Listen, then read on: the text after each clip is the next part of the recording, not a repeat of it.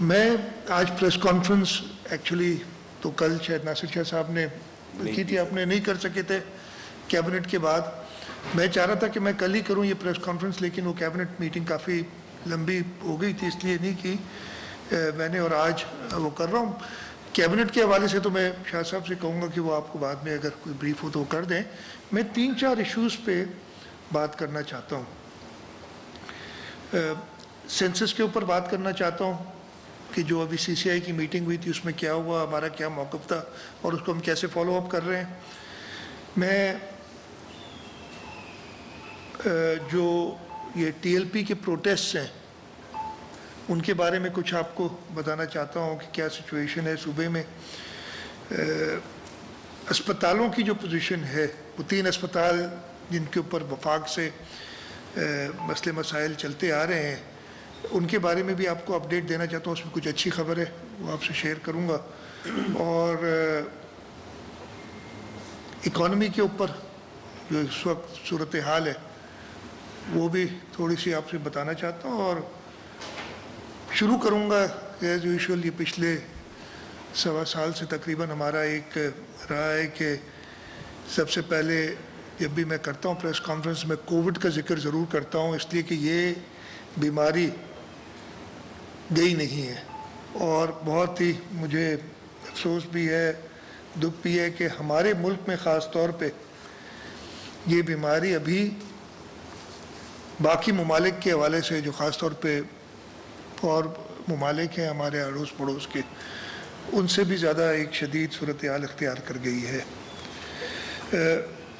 Numbers آپ روزانہ دیکھ لیتے, وہ میں نہیں ریپیٹ کروں گا اور آپ کا ٹائم لوں گا. میں صرف کچھ آپ کو بتانا چاہتا ہوں کہ اس وقت بھی سندھ کے اندر ہم تھوڑی سی بہتر پوزیشن میں ہیں.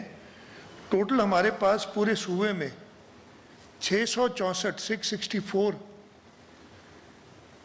آئی سی یو بیڈز ہیں جن میں وینٹیلیٹرز اویلیبل ہیں, اور اس وقت وینٹیلیٹر پہ پیشنٹس 39 ہیں. یہ کل کی خبر ہے, آج کو 1-2 اوپر نیچے ہو جائیں گے. 39 ہیں, اور آف وینٹ جو وینٹیلیٹر بیڈز پہ لوگ بیٹھے ہیں, مریض ہیں, وہ اس لیے رکھے جاتے ہیں کہ اچانک ضرورت پڑ سکتی ہے تو ان کے لیے وہ بیڈ ریزرو ہو جاتا ہے. وہ 79 ہے, ٹوٹل 95, اور 530 ویکن بیڈز 664 میں سے ابھی تک ہیں. لیکن اس کا یہ مطلب نہیں کہ ہم کمپلیسنٹ ہو جائیں, ہم سمجھیں کہ ہمارے یہاں یہ مسئلہ نہیں ہے. یہ وبا جس طریقے سے پھیلتی ہے, اگر اس کا صحیح اس کے خلاف ایس او پیز نہیں فالو کیے گئے, جو ایس او پیز ہیں وہ فالو نہیں کیے گئے اگر, تو یہ بہت جلدی پھیل سکتی ہے. اور یہ ہوا ہے, ہم نے دیکھا ہے ملک میں ہمارے. اسی وجہ سے میں نے پچھلی این سی سی کی جو میٹنگ تھی پرائم منسٹر صاحب کے ساتھ, ان کو میں نے ریکویسٹ کی تھی کہ آپ انٹر پروونشل ٹرانسپورٹ 2 ہفتے کے لیے بند کریں. اور مقصد یہ تھا کہ 2 ہفتے کے لیے بند کرنے سے یہ اس ڈیزیز کی پھیلاؤ رکے گی, وہ رکے اپنی جگہ پہ رکے. اور اس کے ساتھ میں نے کہا تھا کہ آپ لوکل بزنسز ہر جگہ پہ چلتے رہنے دیں. ایک اکانومی کا ایشو ہوتا ہے, اور اکانومی پہ آگے بات بھی کروں گا. میں نے کہا کراچی پورٹ کو فل چلنے دیں, گڈس ٹرانسپورٹ پہ کوئی خلل نہ ڈالیں, صرف پبلک ٹرانسپورٹ جو پیسنجر ٹرانسپورٹ ہے اس کو روکیں. لیکن انہوں نے میری بات نہیں مانی, اور ہم سندھ میں اکیلے بیٹھ کے یہ امپلیمنٹ نہیں کر سکتے. ہم بارڈر پہ کچھ دوست کہیں گے کہ بارڈر بند کر دیں, لیکن اس سے اور ایشوز یہ ہوتے ہیں. وہ بھی ہمارے پاکستانی بھائی بہن ہیں, اور ادھر سے کوئی جا رہا ہو, کوئی ادھر سے آ رہا ہو, ان کو ہم بارڈر پہ روک دیں تو ادھر وہ سب اکٹھے ہو جائیں گے, بات وہی ہوگی, ایک ایشو کریٹ ہوگا. تو جب تک ہمیں چاروں, اور پہلے جب 1 سال پہلے ہم نے یہ سب کیا تھا تو ہمیں باقی صوبوں سے مدد ملی تھی, باقی صوبوں نے فالو کیا تھا, وفاق نے بھی کیا تھا. اس وجہ سے ہم کامیاب ہوئے تھے. ہم ابھی بھی کوشش کر رہے ہیں کہ اگر صورتحال اور کچھ خراب ہونے کی طرف ہوتی ہے تو ہم دوبارہ فیڈرل گورنمنٹ سے ان سخت سٹیپس کو کہ پبلک پیسنجر ٹرانسپورٹ اس کو روکیں. بسز ہو گئیں, ٹرینز ہو گئیں, ایون جہاز. بڑی افسوس کی بات تھی کہ یہ جو 2ری یا 3ری ویو آئی ہے ہمارے یہاں, یہ کہتے ہیں, ہمیں بھی انہوں نے پریزنٹیشن سے بتایا ہے کہ انگلینڈ سے لوگ آئے اور انہوں نے یہ وبا پھیلائی ہے, اور اب انگلینڈ نے پاکستانیوں کو بند کر دیا ادھر آنا. انگلینڈ سے لوگ آئے اور آپ کو پتہ تھا وبا پھیلنی ہے, تو آپ ایئرپورٹس پہ وہ چیکس رکھتے, میں نے اس کے بعد بھی میٹنگ میں کہا کہ چلیں ٹھیک ہے آپ نے اس وقت نہیں رکھی, اس وقت بھی آپ امیگریشن سے وہ ساری ڈیٹا حاصل کر سکتے ہیں.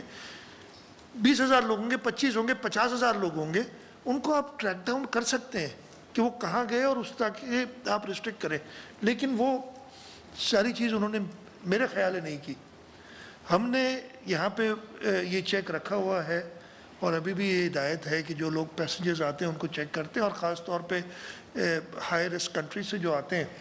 لیکن اب تو ہائی رسک رہی نہیں, اس کی وجہ یہ ہے کہ اب وہ ساری کھل رہی ہیں ایک ایک کر کے. انہوں نے ویکسینیشن کر دی ہے, انگلینڈ نے میرے خیال ہے 50% سے اوپر ویکسینیٹ کر دیا ہے, اور ہم 0.5% پہ ہیں آج ویکسینیشن میں. یہ ایک اور ہماری بہت بڑا فیلئر ہے کہ ہم ویکسینیٹ اپنے لوگوں کو نہیں کر سک رہے ہیں. اور اس کے لیے بھی میں چاہوں گا کہ فیڈرل گورنمنٹ کوئی سٹیپس لے. اس کے کووڈ کے لیے تو میں نے آپ کو بتایا, ہم کوشش کریں گے, آپ سب سے یہی گزارش ہے کہ SOPs کو فالو کرائیں.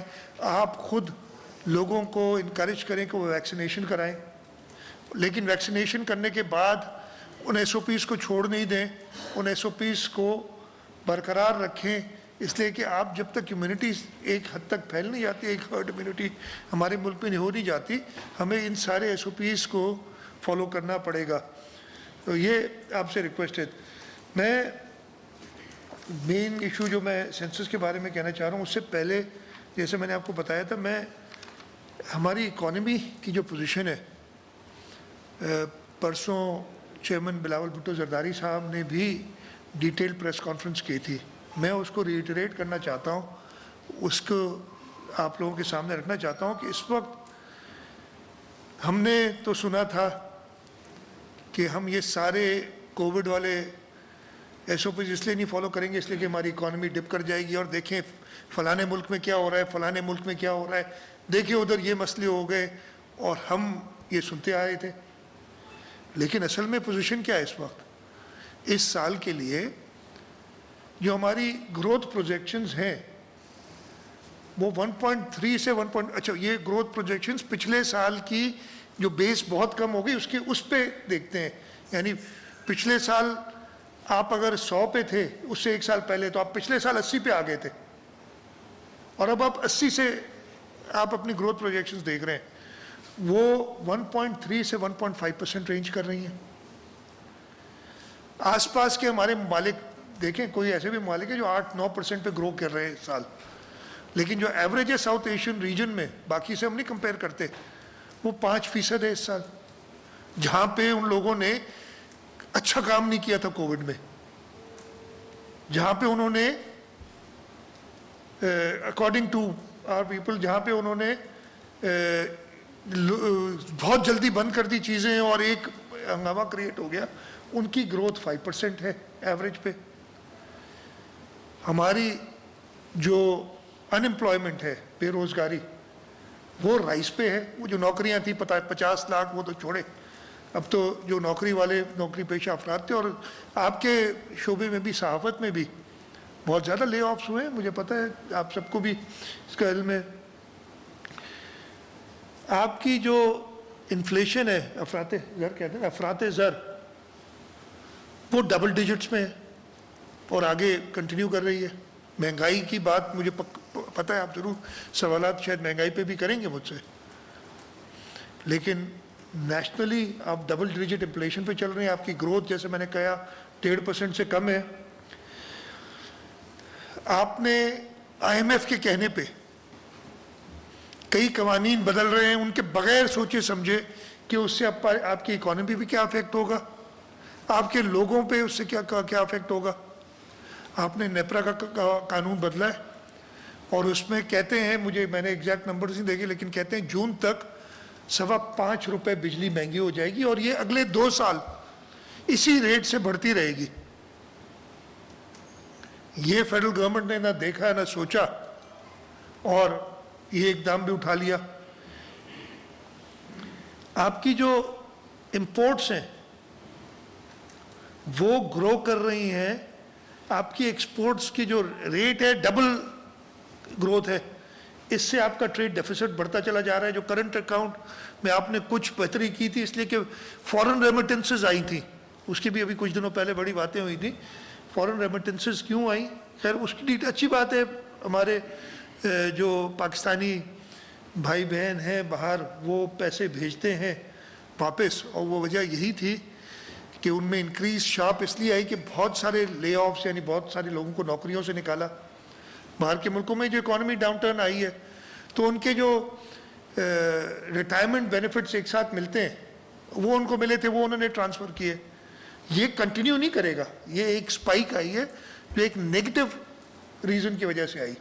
اس وجہ سے آپ کا کرنٹ اکاؤنٹ تھوڑا سا بہتر ہوا, لیکن آگے جیسے میں نے آپ کو بتایا کہ امپورٹس گرو کر رہی ہیں ڈبل ریٹ پہ as compare to imports grow کر رہی ہیں double as compare to exports, تو آپ کی ٹریڈ ڈیفیسٹ اور کرنٹ اکاؤنٹ پہ ایک پریشر آنا ہے.